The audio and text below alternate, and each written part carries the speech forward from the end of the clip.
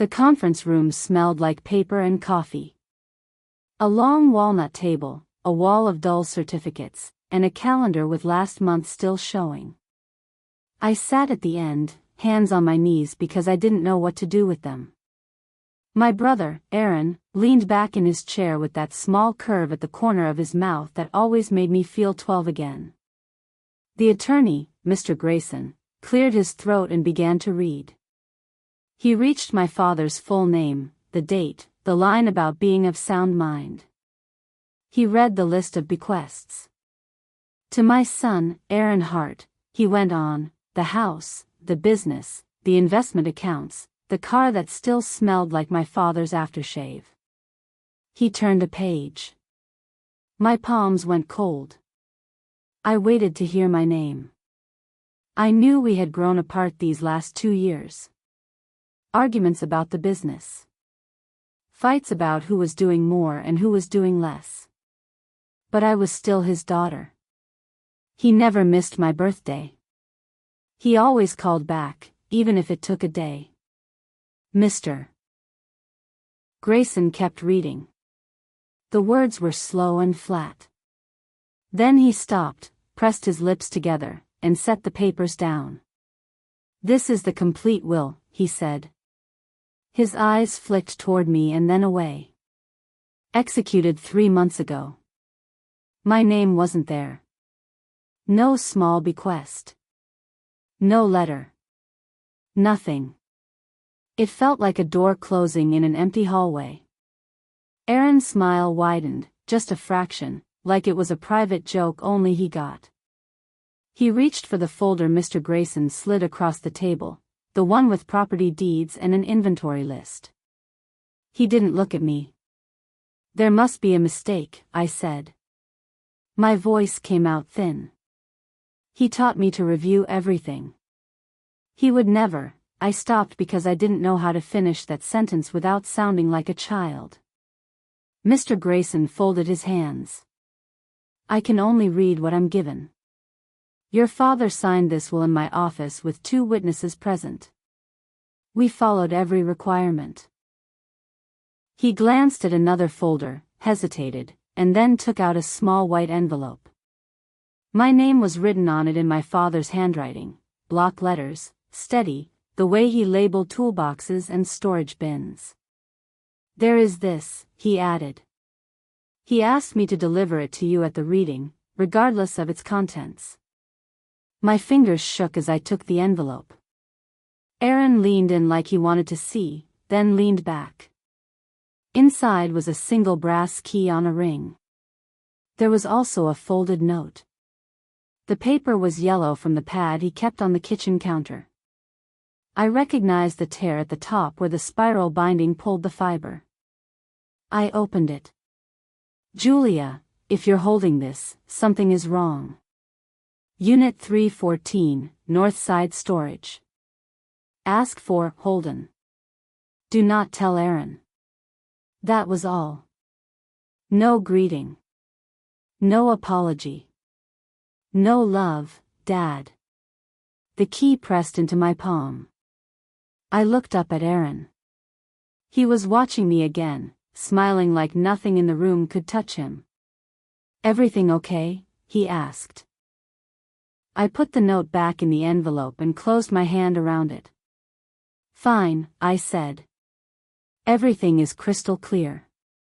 The key felt heavy, like it belonged to someone else's life. I stood, thanked Mr. Grayson, and left without looking back. As the elevator doors closed, my phone buzzed with a text from an unknown number. You don't want to poke at this. Walk away. A photo followed, my car parked outside the law office. The message came with no name. I stared at the screen until the doors opened to the lobby. Then I slid the phone into my bag, held the key tighter, and headed for the storage facility. Northside Storage sat between an auto shop and a shuttered diner. The lady at the desk wore a cardigan and a bored expression. I told her I needed to access a unit under the name Holden. We've got lots of those, she said, tapping the computer. But I do have a note here, your father must have called. You're on the access list for 314. The hallway was a strip of concrete and fluorescent light. My footsteps echoed. The door to 314 was clean, like someone had wiped it recently. I used the key. The lock clicked. Inside were 5 boxes, a metal file cabinet, and my father's toolbox. On top of the cabinet sat an old digital voice recorder and another envelope with my name. I closed the door behind me and slid the metal latch. I started with the envelope. A short note: if you read the will and your name is missing, I didn't do it freely. Start with the red folder. Call Meera Patel. A phone number followed. The signature was only his initials. The red folder held copies of medical records, a list of medications, and appointments from the past 6 months. Dosage changes. Sedatives. A notation about increased confusion around the same week the will had been executed. There was also a photocopy of a durable power of attorney naming Aaron as agent for finances, signed the month before the will, witnessed by 2 people I didn't recognize, Sloan and Mark V. I took a picture of everything. I pressed play on the voice recorder. A timestamp showed a date 2 weeks before the new will. Julia, my father's voice said, flat and careful. If I forget to call you, this is me telling you, do not sign anything I don't review with Meera. If Aaron brings papers, tell him to leave them on the counter. Something isn't right with the way I've been feeling. Too tired, too foggy. I'm keeping copies in the storage unit. If this is playing, I think I ran out of time to fix it. I sat on the concrete floor for a minute. A cold draft came through the latch. When I stood, I looked in the file cabinet. The top drawer held earlier versions of a will. One from 2 years ago named both of us equally, with a stipulation that the house wouldn't be sold for a year. Another from 5 years ago spelled out small gifts to his employees. Both had my name everywhere. At the bottom of the drawer lay a small flash drive labeled doorbell. Next to it was a copy of a check made out to Sloan Notary Services, dated the same day as the new will, with the memo line, home visit. On the back of the folder, my father had scribbled, I signed it home? Did I? I don't remember the car ride back. I called the number on the note. Meera Patel, a voice answered. Who's this? My name is Julia Hart, I said. My father was Robert Hart. He told me to call you if something was wrong. My name wasn't in his latest will. She was silent for a beat. I met with your father the week before he changed it, she said. He wanted to revise his estate plan back to equal shares. He sounded lucid. He canceled the next day. Said he felt off. Then I got a call from Mr. Grayson's office after the new will was executed. It didn't add up to me. I told her about the medications, the notary, the recorder. Bring everything, she said. And bring your patience. This won't be quick. That night, I couldn't sleep. I listened to my father's message again in the dark. I copied the files to my laptop. I watched the doorbell videos on the flash drive. On the screen, the notary arrived with Aaron, not with my father. 40 minutes later they left, and Aaron carried a folder to the car. My father didn't appear on the camera at any point. On another clip from the same day, my father came home alone after dusk, moving slowly, holding the railing like it was his first time on those steps. I paused the video and leaned in. A second car idled at the curb that afternoon. The license plate was blurry, but the shape of the bumper sticker was clear. I had seen it on Aaron's girlfriend's car many times. I took a screenshot and sent it to Meera. She replied one line, "That's enough to open the door." Myra's office was smaller than Mr. Grayson's and felt more alive. She took notes while I laid out the folders. She didn't interrupt. When I finished, she said, "We file a will contest based on undue influence and lack of capacity.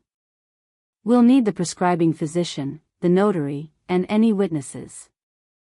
We'll also subpoena banking records. If your father didn't remember signing, he may not have." At the first hearing, Aaron sat 3 chairs away with his attorney. He wore a new suit and a tired expression that looked practiced. He didn't meet my eyes. The judge reviewed our petition and set dates for depositions. It felt like the edge of a long road. The notary, Ms. Sloan, came in nervous. At first she said she witnessed my father's sign at his kitchen table, alert and aware. When Mira showed her the doorbell video, she shifted in her seat. "He was inside," she said. "I remember his voice." Then Mira handed her the power of attorney copy with the same witnesses. Miss Sloan stared at her own signature and the memo line on the check. I don't usually do both roles," she said. "It was a favor for Aaron. He said his father was tired." Aaron's girlfriend, Melissa, appeared next. She had that same bumper sticker on her car in the parking garage, a faded mountain range with a sun above it. Under oath, she said she didn't remember anything about the will signing. When Mira produced a text Melissa had sent to Aaron, "I'll be there at 2, tell your dad it's just routine," Melissa went quiet. "He told me he needed a second witness," she said finally.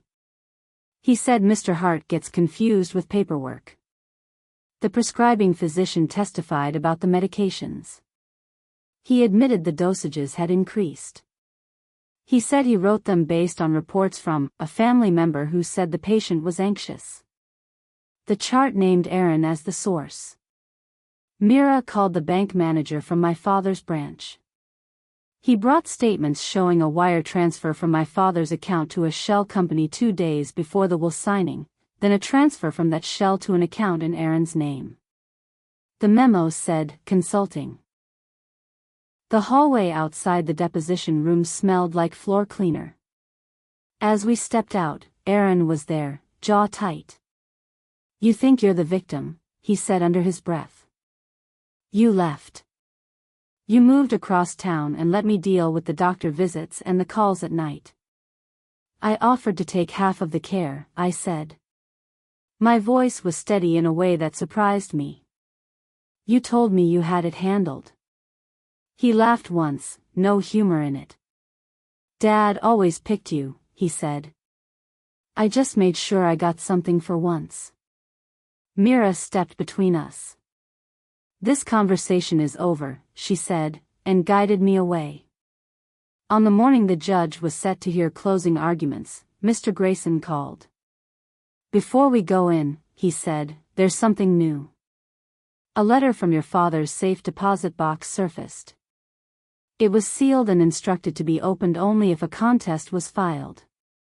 It's addressed to both of you." I looked at Mira. She raised an eyebrow. "We'll open it after the ruling," she said. "Either way, we finish what we started." I nodded. My hands weren't shaking anymore. The courtroom was quiet except for the soft hum of the air system. The judge read from her notes. She spoke plainly. She found that the will executed 3 months before my father's death was the product of undue influence. The combination of medication changes, the irregularities around the signing, the conflict of interest with the notary, and the financial transfers created a pattern she could not ignore. She reinstated the earlier will from 2 years ago. The order divided the estate equally. The house could not be sold for 12 months. The business would be appraised, and either we would run it together or one would buy the other out at a fair price. The court appointed a neutral accountant to oversee the transition. The judge didn't look at either of us when she finished. She looked at the clerk and nodded. Outside, the sky was a flat gray. We walked to a small conference room where Mr. Grayson placed the sealed envelope on the table. The handwriting on the front was my father's. "To my children," it said. I broke the seal. Inside were two items, a short letter and a photocopy of a beneficiary designation form dated 7 years earlier. The letter was direct. "If this is being read, I failed to keep peace while I was alive. I made mistakes. I should have said more when I was clear-headed. I should have asked for help. Julia, I know I pushed you away during arguments about the shop. Aaron, I know I let you carry more than you said out loud. I set a life insurance policy long ago with Julia as beneficiary because of a loan she gave me when the shop was struggling. It was my way of repaying it with interest. This is separate from the will. I want both of you to remember me for the years we had before these last ones." He signed his full name. The designation form named me as the sole beneficiary of a modest policy. It wasn't life-changing, but it was not small. I felt a tightness in my chest and let out a breath I didn't realize I had been holding. It wasn't about the money. It was the date, 7 years earlier.